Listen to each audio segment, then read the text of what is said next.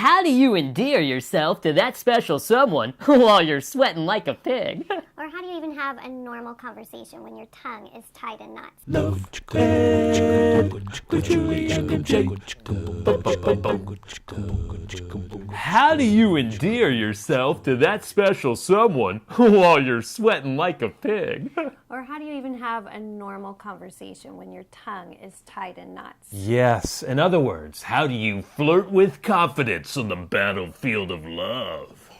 We're nearing the end of our current series, How to Flirt Like a Christian, on Love Ed with Julie and MJ. But before we go one step further onto that battlefield of love, I think we need to be clear about what we mean with flirting. And by flirting, we don't mean playing a bunch of love games. No, we're talking about how to show sincere interest in someone without coming across creepy or needy. But when most people use the term flirting, that's not what they're talking about. So if you haven't already, go back to the beginning of this series and start there. Yes, but back to the tongue-tied thing. Yes. You meeting Twyla Paris. You probably don't know who Twyla Paris is, but she was a big worship leader back in the day. Julie was a big fan. That's all you need to know. Twyla Paris comes up to Julie at an event and goes, "Hi, I'm Twyla Paris." I'm standing behind Julie like, she's Julie and she's a fan. Or I have a friend that was at a retreat and a famous Christian artist was there also. And Yes. he came up to Michael W. Smith. Hi, I'm Michael W. Smith. For reals. So she turned around and walked away, did not speak to him the rest of the time. But back to the topic. Yes, we're going to share 2 secrets that will empower you to flirt with confidence. One is incredibly practical and the other one is critical. Let's start with the critical one first. You need to know that you really, really know that you can trust God. We cannot overestimate the importance of this. In fact, we've spent more than one episode of Love Ed talking about trusting God. Yes, and also learning to trust God is one of 3 critical life lessons that we cover in our discipleship series, Beyond Sex and Salvation. Specifically, when it comes to flirting, trusting God can go a long way towards reducing stress. Are you referring to that stress that reduces you to a mumbling idiot? Or a sweaty mess. Yes. Well, first let's talk about what causes stress. And I wish I could reference where I read this. I read it a long time ago. Couldn't even find it on the internet today, but it's out there somewhere and it's brilliant. There's 2 things that are present in any stressful experience, and both of those elements are involved in any flirting endeavor. Number 1, there is an outcome that is unknown to you. Do they like you back? And even if they do you know if the relationship will work out? No, you don't know. The outcome's unknown, but that alone is not enough to create stress. In addition to being unknown, the outcome also needs to be important to you.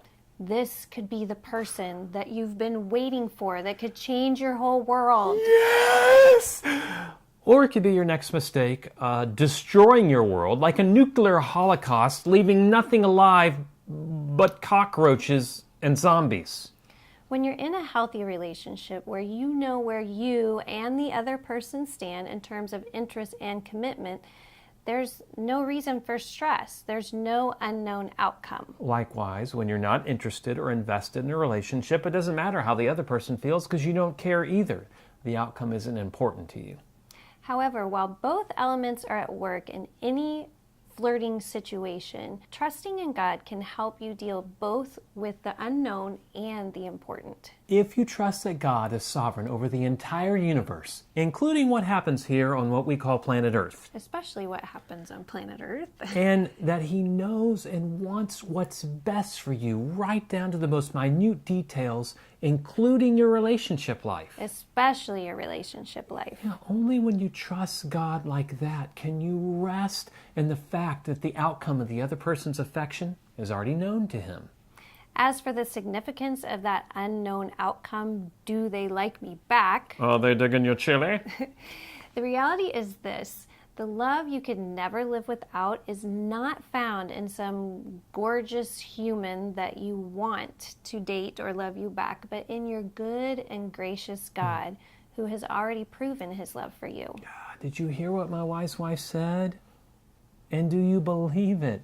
Because if you let it, that truth can empower you to weather the blow so that you discover that you're alone in your hopes for the relationship, which of course happened to me more times than I can remember.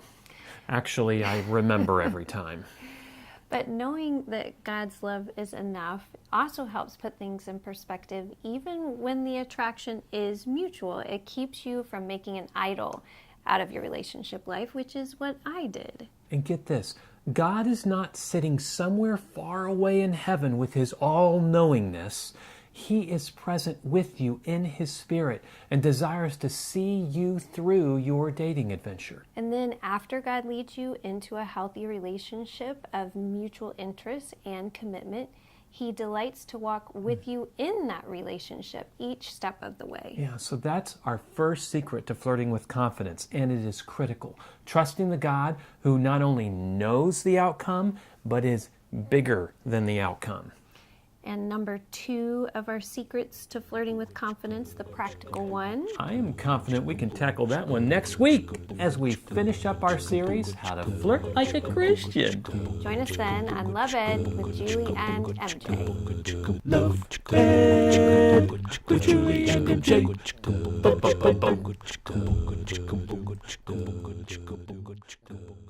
How do you flirt with confidence on the battlefield of love? How do you flirt with confidence on the battlefield of love? The battlefield of love. The battlefield of love. The battlefield of love.